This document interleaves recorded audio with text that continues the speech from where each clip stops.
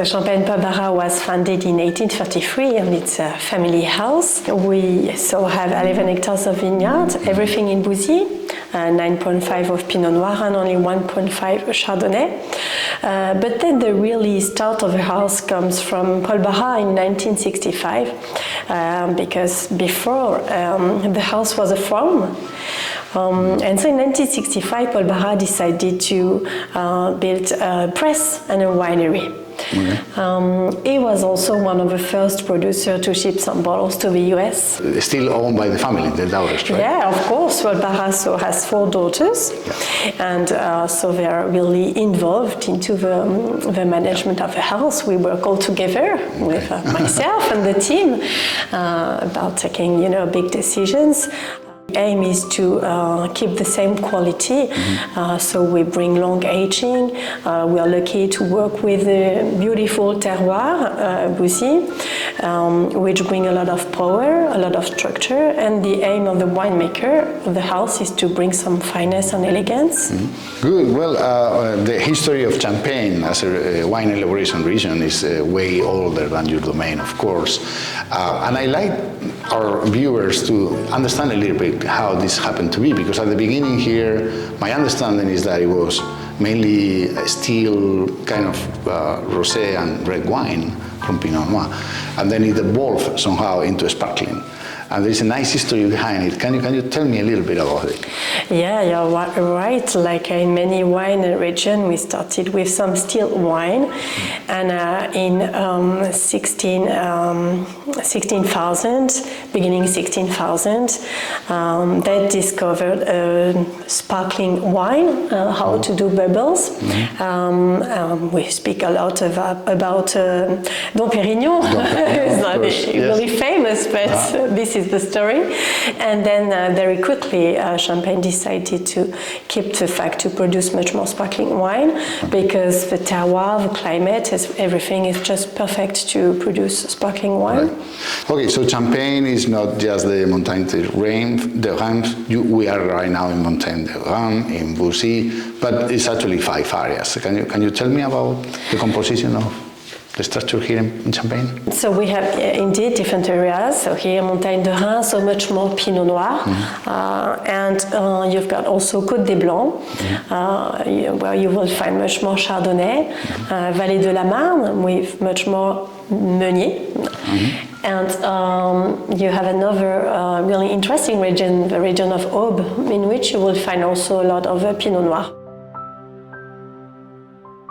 We have continental climates, so it's never too warm, never too cold.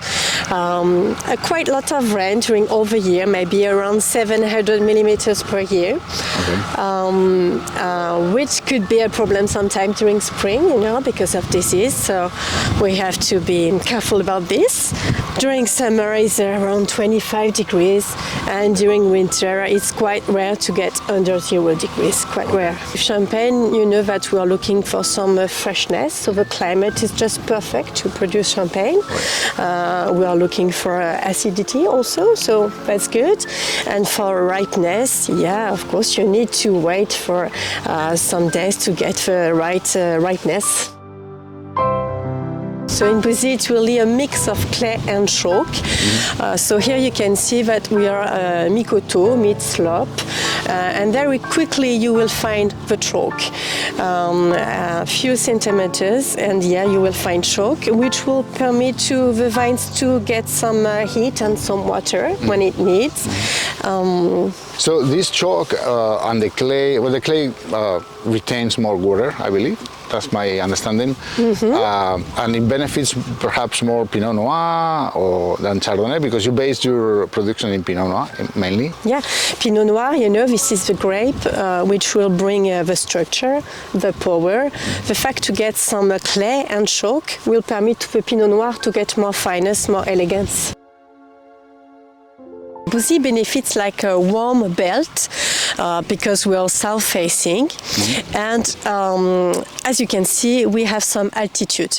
We're on the Montagne de Reims, so yeah, it's not big mountains, but with this kind of vineyard, we have around 200 meters, which permits to get more heat, of course, and it brings a lot of ripeness. You know, Pinot Noir, the Pinot Noir from Bouzy is really famous because a bit more power, a bit more ripeness. Right, and I assume that you also get a little more structure on these Pinot Noirs of yours because you use old vines, right, from 40 to 60 years old. Like this one is 40 or something. Yeah, so we have 11 hectares of vineyard with much more quite old vineyards to get more complexity, more structure, more flavors. And how do you train your vines? Do you use the Cordon de Roya, That's mandatory here in Champagne, right? Yeah, for the Pinot Noir, that's true.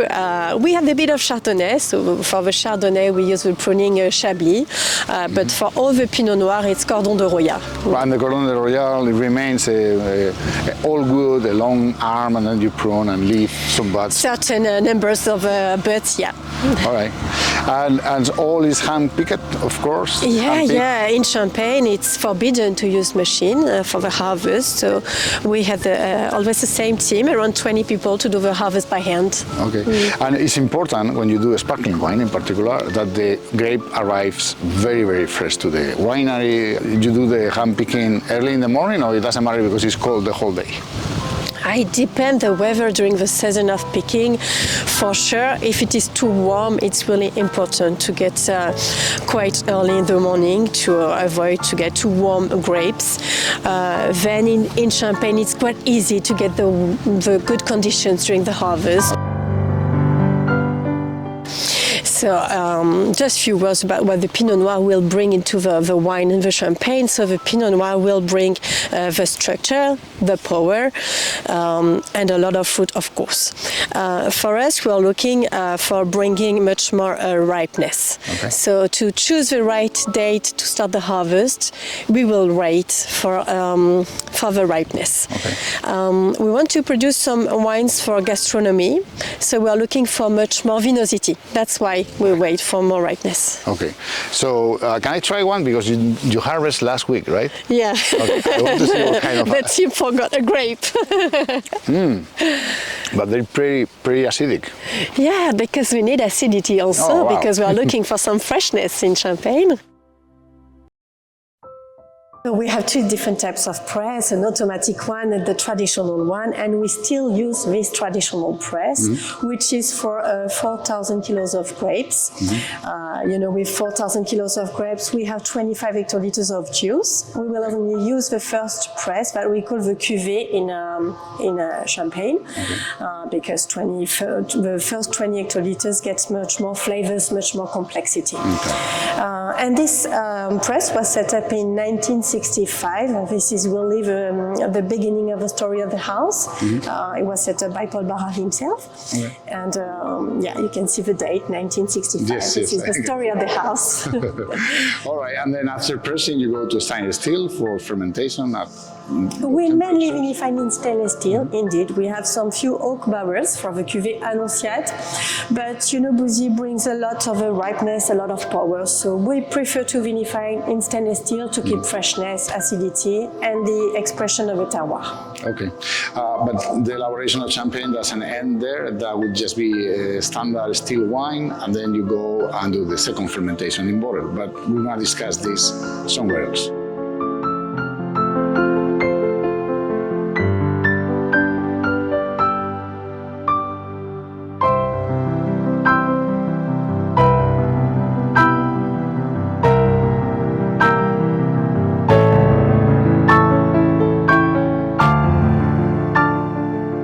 Well, now we are in your cave, underground. We hear some glass, some bottles noise. Working, and we are where the champagne is resting, doing the second fermentation in the bottle. How long it takes the second fermentation in the bottle? It depends, but in the bottle it will last around 6 weeks, a bit more sometimes. Okay. So just after the bottling, we put the bottles here in the cellar, which are 11 meters deep, same temperature all the year thanks to the trunk. Yes. So 12 degrees all the time and the same rate of humidity also, and no light. Yes, absolutely. And then the fermentation lasts for 6 weeks, but this doesn't mean that the bottles stay only here for 6 weeks. How long no. Much longer, right? much longer.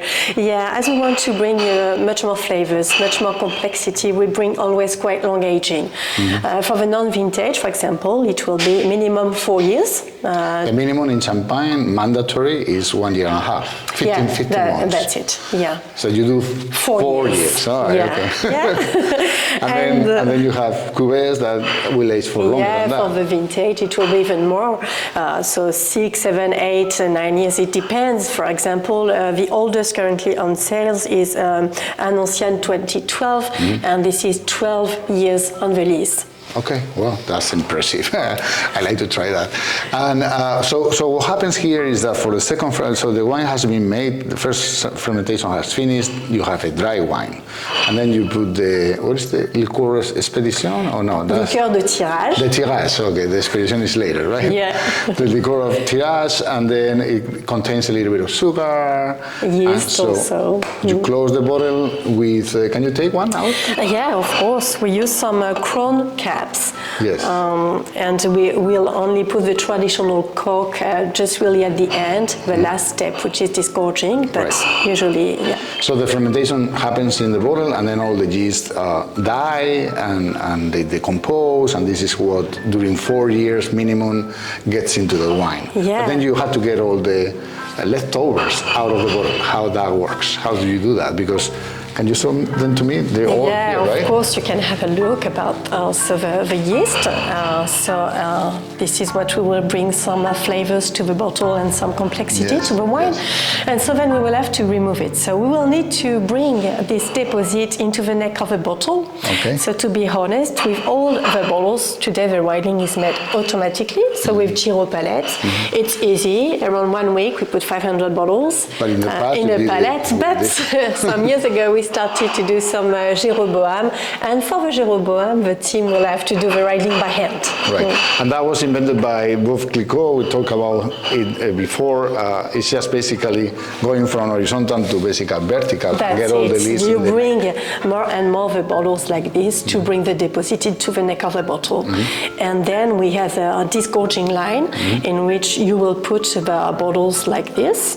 The deposit is captured in an ice cube, and that we will remove then this ice cube with the deposit. You freeze everything at the neck, and then you open it and it goes away. That's and it. there is where you put then the traditional cork.